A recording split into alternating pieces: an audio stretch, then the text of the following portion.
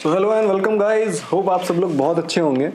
और मैं आज आप लोगों के साथ एक बहुत ही यूनिक जगह के बारे में बात करने वाला हूं कि नेचुरली ये जगह एक सिग्निफिकेंस कैरी करती है और ग्लोबली भी इस जगह को लोग जानते हैं, लेकिन हमारे देश में इस जगह को लोग कम जानते हैं।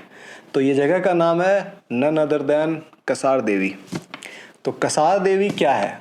कसार देवी बेसिकली एक मंदिर है और ये सिचुएटेड है उत्तराखंड के कुमाऊं रीजन में। तो जैसे आप नैनीताल जाते हो तो नैनीताल से आगे आप नीम करोली बाबा जानते हो, जो कि सब जानते हैं। तो बेसिकली ये नीम करोली बाबा से और 7-8 किलोमीटर ऊपर है।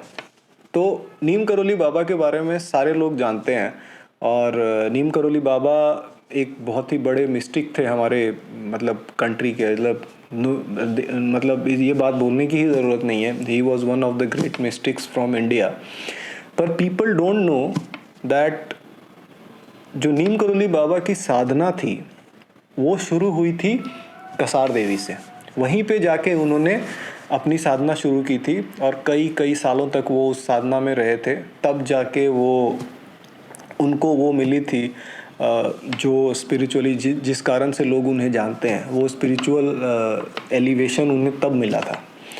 तो बेसिकली कसार देवी जो है वो हमारे कंट्री में बहुत पुराना एक मंदिर, मतलब वो 2 BC के आसपास ही वो मंदिर को डिस्कवर कर लिया गया था और उस जगह के पावर को समझा गया था।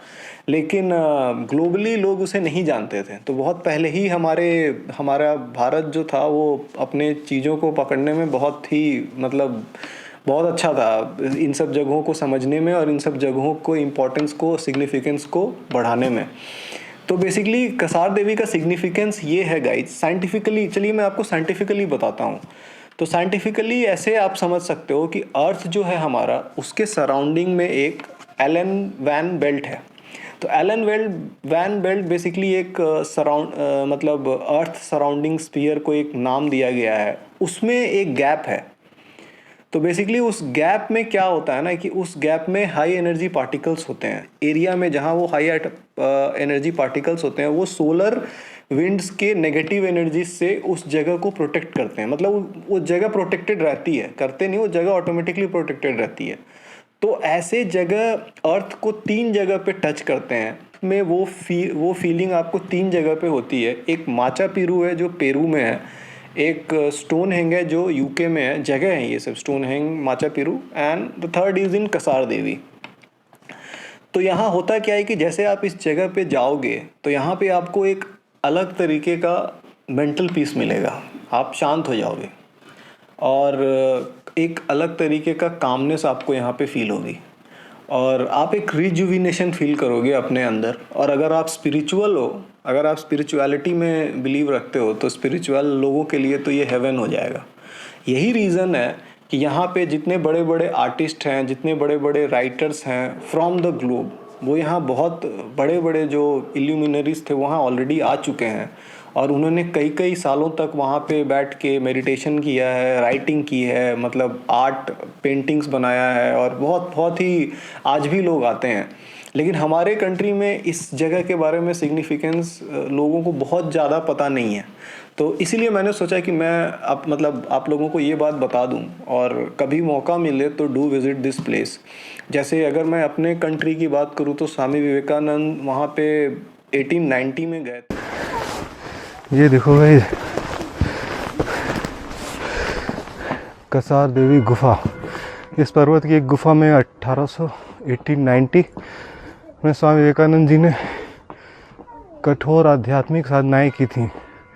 यहाँ उन्हें उच्च से उच्चतर आध्यात्मिक अनुभूतियाँ हुई थी तथा उनका मुखमंडल दिव्य ज्योति से आलोकित हुआ था। परंतु जब ये आध्यात्मिक अनुभूति के शीर्ष पर पहुँचे तब उनके अंदर पीड़ित मानव जनजाति की सेवा करने का एक तीव्र इच्छा जागृत थी और वे अपने व्यक्तिगत आध्यात्मिक आनंद को छोड़ जगदार्थ कार्य करने हेतु बाहर निकले। ये देखो guys, in English I'll tell you, Kasar Devi cave in a solitary cave on this mountain. Swami Vivekananda performed the most severe form of spiritual practices in September 1890. He had higher and higher spiritual illuminations and his face shone with a celestial fire. But as he reached the climax of his spiritual experiences, he felt a tremendous urge to serve the suffering humanity and came out of his personal spiritual bliss to work for the world. So this is what significance it carries, guys. And not only Vivekanand, D.H. Lawrence, Bob Dylan, and many other illuminaries have been here and have meditated for long. So this is the Lord. अच्छा जूता खोलते हैं. उन्होंने सालों सालों तक वहाँ पे, मतलब एक केव है वहाँ पे जो जाना जाता है कि this was the place where Vivekananda sat and meditated for a very very long period. वहाँ पे गए, मेडिटेशन किया, और आप लोग तो जानते ही हो कि वो क्या थे. उस तरीके से वहाँ पे D.H. लॉरेंस भी आ चुके हैं जो जो ग्लोबली अक्लेम्ड राइटर हैं. फिर बॉब डिलन, तो no need to mention about him. तो बहुत सारे लोग ऐसे आए हैं और वहाँ पे गए हैं. एक्चुअली वो जगह ग्लोबली ज़्यादा फेमस हुई है रैदर देन हमारे कंट्री में. पर रियली में मैं खुद वो जगह को विज़िट किया है. अगर आप उस जगह में जाओगे तो you will feel that peace in that place. So जय माता कसार देवी. ओह वाह. सी गाइस, देखो भाइयों कितनी खूबसूरत जगह. I mean just feeling like a वाव.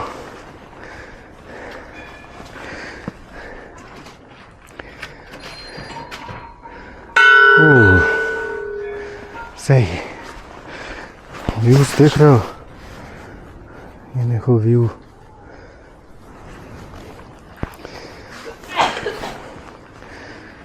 पहले दर्शन करते हैं.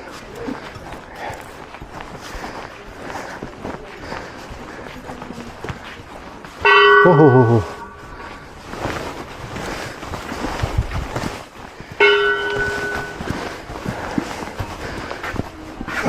घंटियाँ देखो.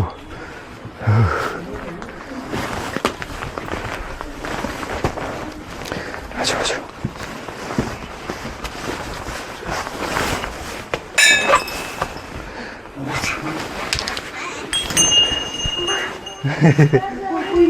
कुछ नहीं कुछ.